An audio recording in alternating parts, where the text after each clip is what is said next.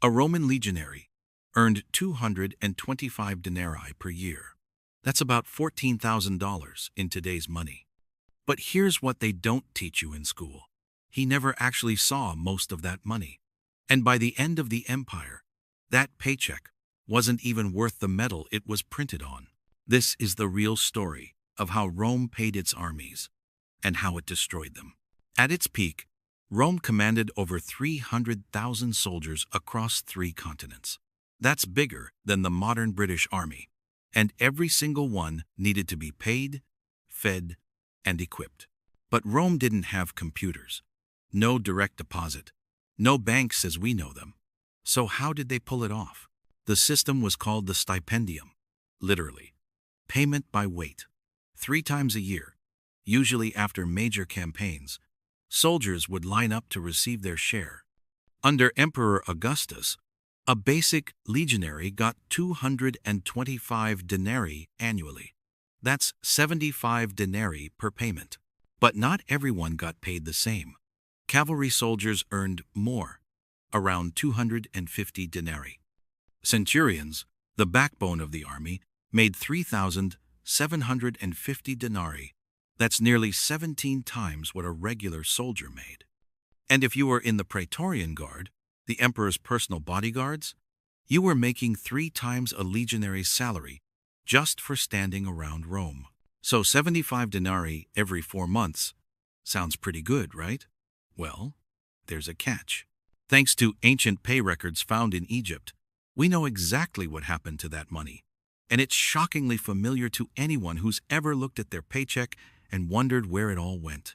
Before a soldier saw a single coin, the quartermaster deducted equipment costs, your sword, shield, armor, helmet. If it broke, you bought a new one.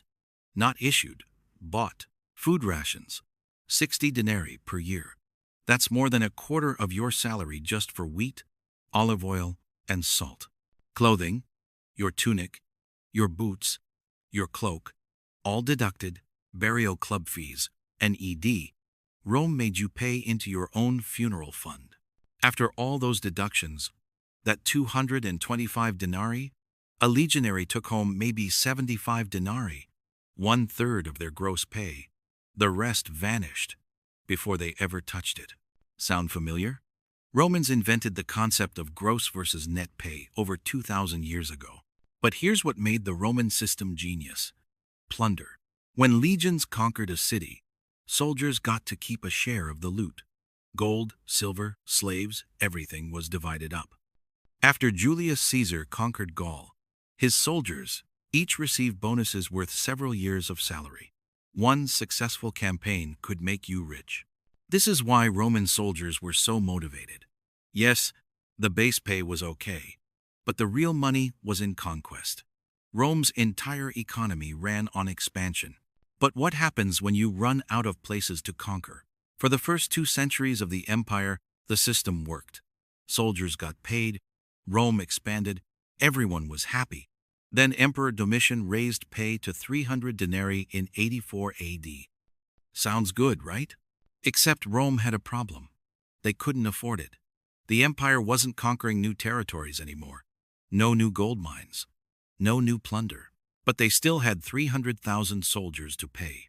So they did what governments always do when they run out of money. They printed more.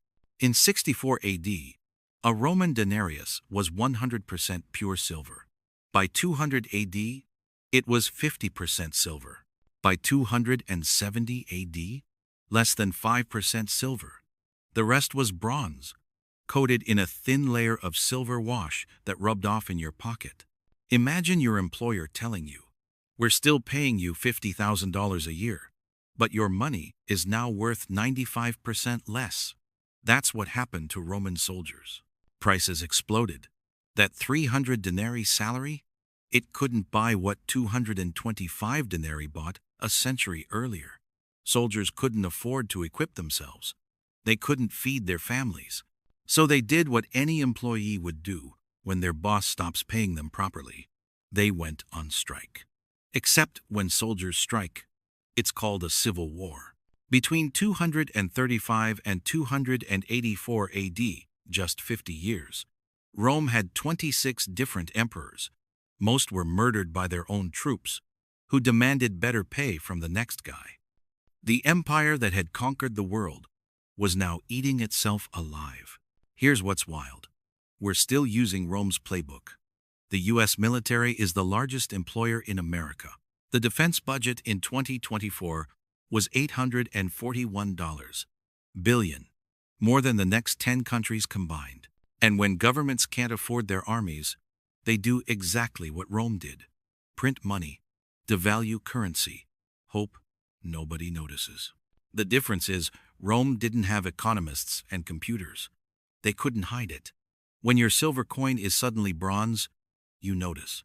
By 400 AD, Roman soldiers were barely paid at all. They started looting the provinces they were supposed to protect. Tax collectors needed military escorts. The army meant to defend Rome became the thing Romans feared most. The lesson? You can conquer the world. But if you can't pay your soldiers, you won't keep it. Rome's military payroll system was revolutionary for its time. But it had a fatal flaw. It only worked as long as Rome kept winning. The moment expansion stopped, the entire house of cards collapsed. Every empire since has faced the same problem. The British Empire, the Mongols, even modern superpowers. How do you fund the military that protects your wealth when maintaining that military is what's bankrupting you? Next video, we're diving into the Roman tax system, the most sophisticated money extraction machine in ancient history, and why it eventually turned every province into a rebellion waiting to happen. Subscribe so you don't miss it.